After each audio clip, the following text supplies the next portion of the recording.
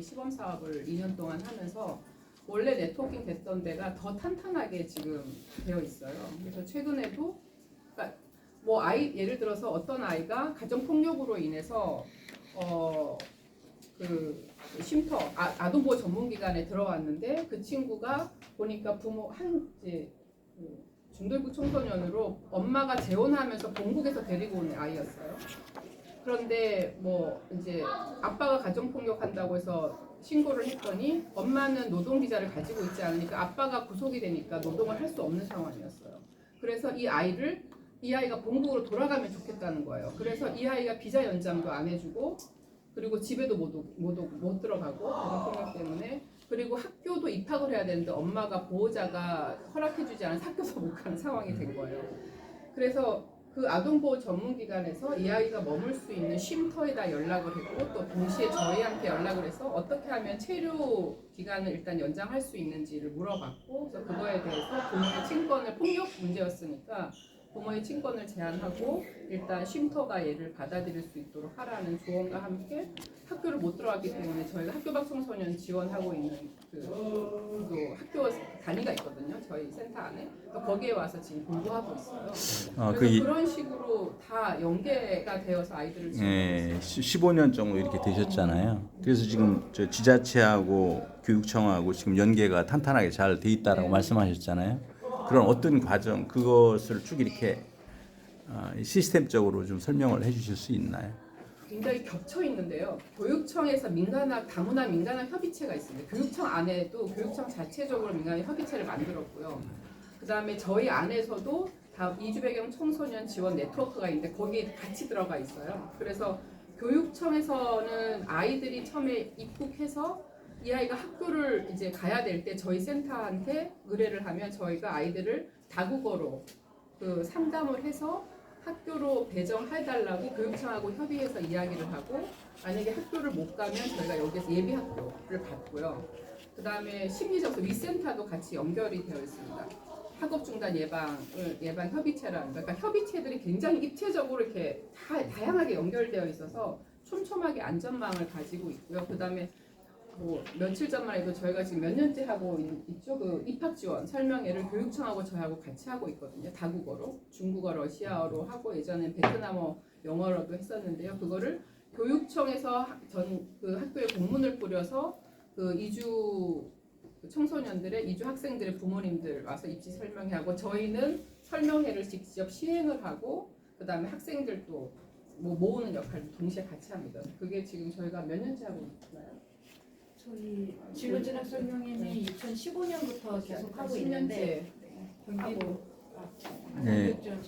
그런 식으로 아이들 교육청하고는 굉장히 긴밀히 하고 있고 그러면 교육청하고 지자체하고 뭐 서로 이렇게 컨트롤 타워가 있나요? 네, 그 민간학 협의체, 그러니까 안산시에는요, 그 다문화 민간학 협의체라는 게 조례가 만들어지고 다문화 지원 조례가 만들어지면서 그게 부시장님을 위원장으로 하는 게 만들어져 있고요. 이제 거기에도 교육청이 들어와 있고 교육청에서 하는 민간학 협의체에도 또 주무 부서의 그 팀장님하고 가십니다. 과장님과 같이 가서 서로의 하던 이슈들을 서로가 듣고 해결책을 같이 모색하는. 근데 저 교육청하고 지자체하고는 서로 이렇게 의견이 잘 스무스하게 잘 되나요? 뭐 서로 이렇게 의견 대립이 의원님들이가 잘 아시겠지만 시장님하고 당시의 교육장님하고 잘 맞아야 돼요.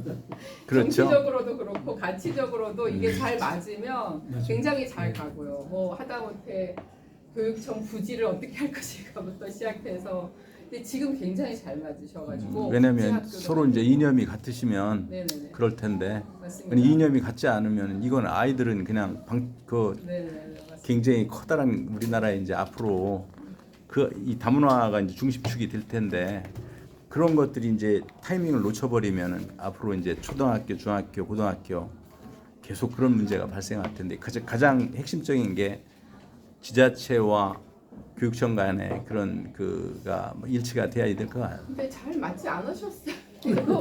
다문화 쪽은 계속 안산은 계속 잘 진행은 돼 왔던 것 같습니다. 근데 이제 이번에 성과는 국제학교 유치했고요. 그래서 다문화 그 청소년 이주뱅 청소년 중에서도 수월성 교육의 혜택을 받아야 되는 학생들이 또 있잖아요. 뛰어난 애들 예. 그런 애들을 이제 또 모아서 뭐 30%, 70%에서 대부도에다 국제학교 이번에 만들고요. 그다음에 뭐 네. 예, 또 궁금한 게 저기 다문화 학생들이 되게 제가 듣기로는 고등학교 정도에서 진학이 멈추는데 아주 지금 수월성 말씀을 하셨는데 아주 성공적으로 네. 이렇게 대학에 진학하고 그런 케이스도 많이 있나요? 네네네 맞습니다. 아. 네, 저희 센터는 뭐 좀 힘든 친구들이 와서 그런데 그 외국인 전형이 아이들이 그 한국 학생들보다 들어가기가 대학교 들어가기 쉽습니다. 그래서 외국인 애들- 전형으로 들어가는 거군요. 그래서 안산에 이제 유명한 굉장히 좋은 원곡고등학교라고 있는데요. 비평준화 때 탑이었다고 하더라고요. 이번에 자율형 공업 공립고등학교 자공고를 받았는데 거기는 이제 스카이 대학교 진학 그 실적이 외국인 학생들이 굉장히 많이 내고 있다고 합니다. 근데 지금 고등학교 과정은 아시다시피 굉장히 어렵잖아요. 한국 애들도. 근데 외국인 아이들이 한국 교육 과정을 그대로 이제 받아서 대학을 가는 거잖아요. 네. 그럼에도 불구하고 그렇게 좋은 뛰어난 애들은 더이 저기 채특이라고 하는 거 있잖아요. 교과 활동 같은 거는 아주 또 뛰어난 아이들은 정말 잘합니다. 우리나라 아이들이 보지 못하는 측면, 뭐 부모의 직업의 영향도 받고요. 그래서 그런 봉사 활동도 많이 하고 그래서 그리고 여기 한 가지 좀 질문을 해주셨는데 통역사 자격 기준이 혹시 있나요? 저희 통역사. 자체 통역사는 저희가 자체 면접해서 뽑았고요. 그때 당시에 토픽이 4급 이상인 분들만 그 면접으로 뽑았습니다. 예. 그리고 이제 또 저기 이제 충남도 지금 굉장히 많은 그런 문제들이 있는데요. 지금 가장 제가 생각할 때는 핵심적인 게 지자체와 교육청 이게 어떤 그 합치된 그런 그 정책을 가지고 가야 되는 것이 앞으로인데 그런 부분에 있어서 좀 앞으로 많이 좀 충남 그 교육청하고 도청에서 모델을 좀 잘 여기 와서 좀 해야 될 것 같네요. 네, 저희 교육장이 굉장히 좋으시고요. 안산 교육장 뭐 예를 들어서 원곡 초등학교의 교사 부지가 오래돼서 교사가 오래돼서 부지를 옮기면서 거기에다가 그러니까 시 땅인가요? 교육부 땅이 교육청 땅에 시가 아마 40억, 30억을 투자해서 건물을 4층짜리 건물 옛 교사 옆에로 옮기고 거기다가 이제 교사를 짓고 거기에 이제 막 입국 초기 아이들한테 한국어 교육하는 걸로 짓기로 이제 지금 협약이 됐거든요. 근데 그것도 사실 쉬운 협조는 아니잖아요. 그렇구만요. 그래서 진행이 되고. 충남에 보면 제가 개인적으로 봤을 때 가장 커다란 문제들이 아이들이 굉장히 많은데 얘들이 한국 공부 아까 밀집 학교다 보니 한국 공부 안 해도 몇 년 있다 그냥 가버릴 테니까 그게 가장 커다란 문제인데 그걸 어떻게 해결할 것인지 그게 가장 큰 이제 문제인 것 같아요. 이제 충남뿐만 아니라 전국적으로 앞으로. 그러니까 저희가 잘 알지 못했던 것 같아요. 저희 안산은 정주하겠다는 아이들이 너무나 많다 보니까 그러니까 가끔 이제 있다가 가는 아이들도 물론 있는데 그거는 체류 자격이 안 돼서 가는 거지 그냥 있다가 가는 경우는 별로 없거든요. 근데 이게 아마 이제 이주민이 지역의 뭐 노동 시장이라든가 지역의 특성에 따라서 상당히 좀 차이가 나는 것 같아요.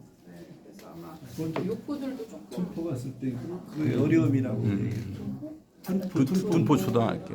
거기가 아마 그 미숙년 노동자들이 많이 계시죠. 안산에서도 그렇게 금방 떠나거나 이렇게 입출국을 반복하는 아이들도 있기는 있는데 대체로 내가 한국에서 정주할지 안 할지를 모르거나 아니면 한국 교육에 이제 적응할 자신이 없는 아이들은 그 본국어로 모국어로 공부를 하는 그런 검정고시 학원 같은 곳에도 아이들이 많이 있습니다.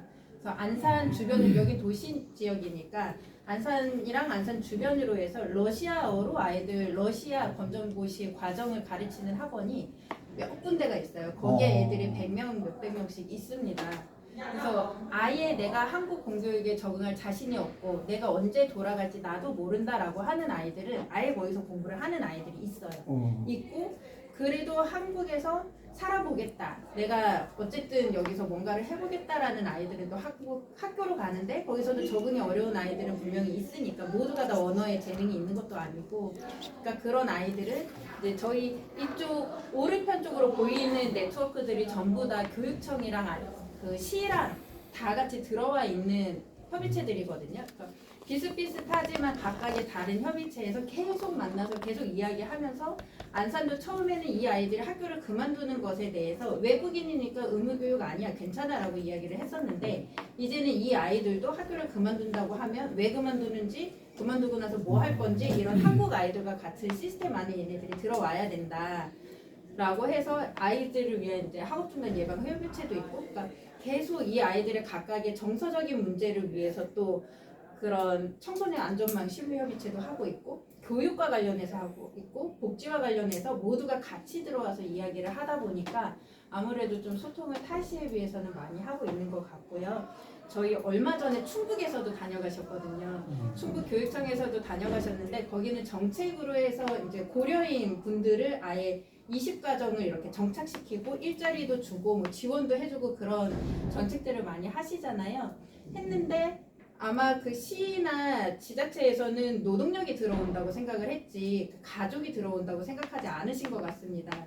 20명의 가정을 거기에 정착시켰을 때는 딸린 애들도 있고 부모도 이제 부인도 있고 다 있게 되는데 아이들이 학교에 들어갔는데 소통이 전혀 안 되는데 그 지역에서는 통역사를 구하기도 너무 힘들고 이제 어떻게 해야 되나라는 고민들을 많이 하시더라고요. 근데 저희도 이 단원구 쪽에 원곡동 중심으로 밀집이 있다가 상록구로 넘어갈 때 상록구의 한 중학교에서 우리 학교에 2명 애가 왔는데 어떻게 해요? 라고 처음에 3월 달에 물어보셨었어요. 2학기 때 7명이 들어왔어요. 어떻게 해야 돼요? 근데 그 다음 1년, 2년 사이에 100명 들어오고 200명이 들어왔어요. 엄청나게 빠른 속도로 아이들이 들어오고 학교에서 미처 준비할 새도 없이 막 이런 상황들이 벌어지니까 아마 저희는 이제 계속 뭐 지자체나 교육청이나 도교육청에도 계속 소통을 하면서 이런 것들이 계속 더 많아져야 된다. 안산은 자원이 많다고 하지만 아직도 애들이 더 많고 더 많아져야 되고 아이들이 집에서 가까운 곳에서 어디서든지 모든 교육을 받을 수 있어야 되고 그리고 또 저희가 최근에 이제 안산에서 중요하게 생각하는 건 부모 교육이랑 아이들이 한국어 교육만 계속 하다 보니까 아이들이 나이는 계속 먹어가는데 계속 한국어만 할 수는 없잖아요. 그 시기에 꼭 배워야 되는 중요한 내용들 그리고 한국에서 살려면 기본적으로 알아야 되는 한국의 법이라든지 질서라든지 뭐 아이들 의무교육하는 생명안전이나 성교육이나 폭력 예방교육 그런 모든 교육들을 받아야 되는데 한국어가 그냥 학교에서 일반적인 교육을 하는 수준까지 올라와서 이거를 이해하기에는 너무 이제 오래 걸리니까 이런 필수 교육들은 모국어로 해줘야 된다. 그리고 이 아이들을 어떻게 해서든 이 교육에 이제 참여할 수 있도록 어떻게 할까? 부모도 이런 교육에 어떻게 참여를 시킬까? 그런 고민들을 많이 하고 있습니다. 하나 말씀하시죠. 그래도 저 지난 토요일 날 이 순천향대학에서 그 충남 AI 소프트웨어 SW 그 어울림 축제를 했습니다. 네. 거기에 초중학생을 대상으로 하는데 50%가 그 중앙아시아 계열 학생들이에요. 그래서 요즘 아이들이 AI나 이런 쪽에 관심이 굉장히 많지 않습니까? 그래서 선제적으로 대응해서 지금 말씀 주신 것처럼 우리 문자 해독도 중요하고 또 그러한 흥미로운 것도 중요하지 않습니까? 그런 것을 할 적에 러시아 통역관을 옆에다 두고 그 통역을 시켰습니다.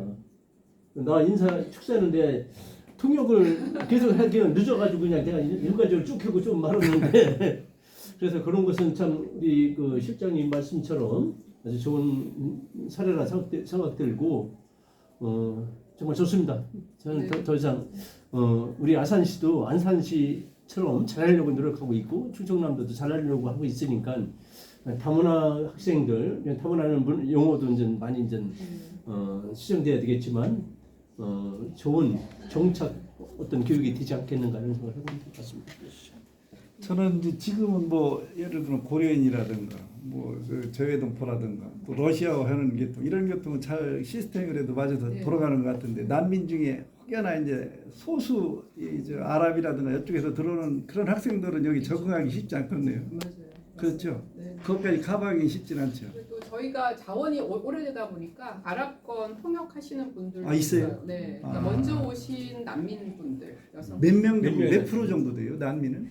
난민 저희가 커버하고 있는 인구 똑같이 한 10% 정도 되고요. 저희가 아, 5천 명 정도가 전체 중에 네네네. 5천 명이나 있어요? 네네. 난민이? 난민이 저희가 지금 만나는 난민 가정 아이들이 160명 정도.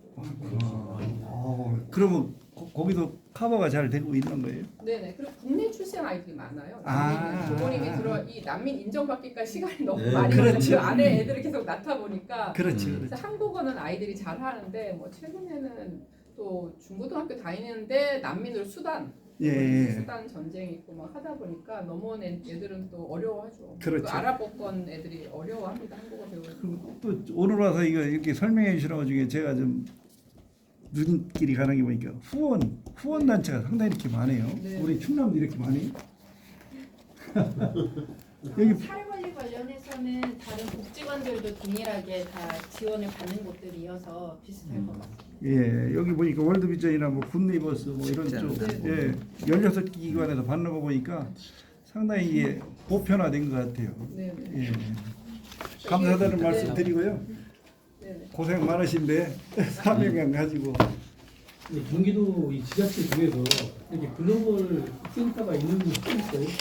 저희 지금 화성시에서 지금 만들고 있고요. 수원이 지금 2017년부터인가 해서 운영을 하고 있고 서울시에서도 비슷한 성격을 가진 센터가 있고요.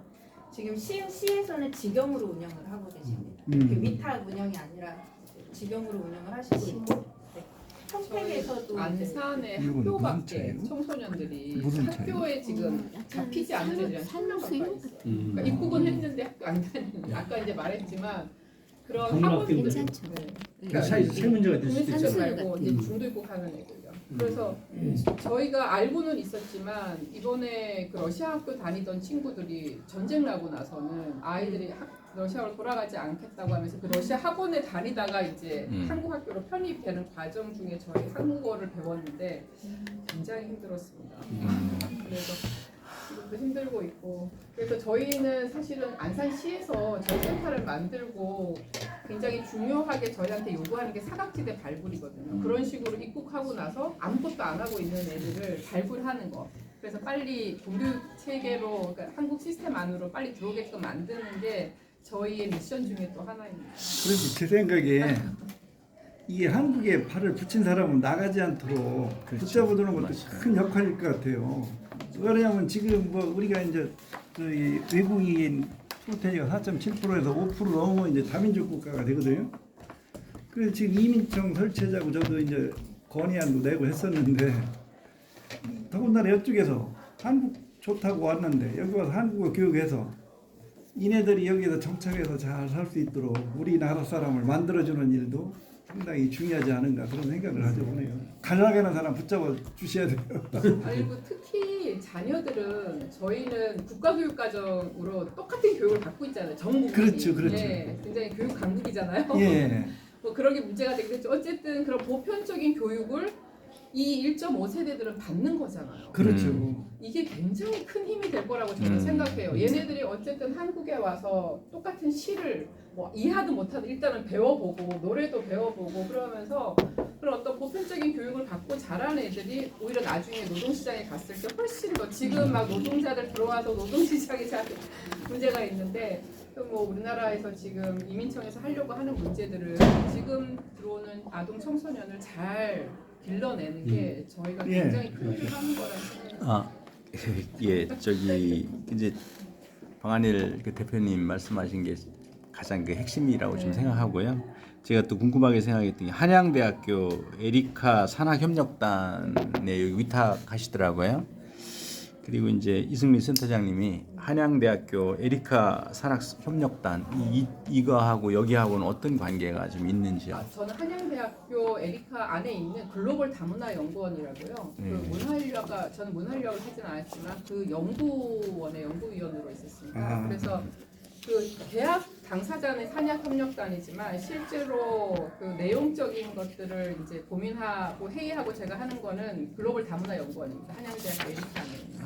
그럼 그동안 교수님. 다문화에 관심을 가지고 있는 아니 교수는 아니고 연구원입니다. 예. 그리고 아까 이제 대략 저기 한 10% 정도만 이렇게 좀 많이 이제 그 소화를 하고 그러는데 나머지 90% 아이들 공교육에 들어가 있는 90% 아이들은 거의 제대로 우리나라 교육 과정을 제대로 이제 따라가지 못하고 있잖아요. 그 부분이 앞으로 이제 숙제인데 생각하시기에 어떻게 그 부분은 어떤 그 방향이 좀 있다고 생각하시나요? 할 수 있는 제가 영향은 안 되고요. 야, 그래도 네, 큰 교육을- 그림을 항상 생각하셨으니까. 교육을 해보면 거의 모든 게 다 30, 30, 30인 것 같아요. 그러니까 위원님들도 학교 다녀보면 30, 30, 30 아까 우열반대 예, 얘기하셨는데 예.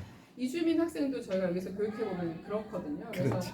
상위권 30% 애들은 특별하게 뭐 저희가 고민하지 않아도 근데 이제 심리 정서적으로 굉장한 압박감에 시달리고 있어서 걔네들도 공황장애가 오거나 힘든 아이들이 있어요. 잘해야 된다는 압박감 그런데 너무나 어렵고 뭐 그러다 보니까 그다음에 경제적으로 또 얘네들이 그 다문화 가족 지원법에 의해서 지원을 받지 못하잖아요. 국제결혼 가정 자녀가 아니니까 고려인 동포라든가 외국인 가정은 지금 법적으로 사각지대요 사실은.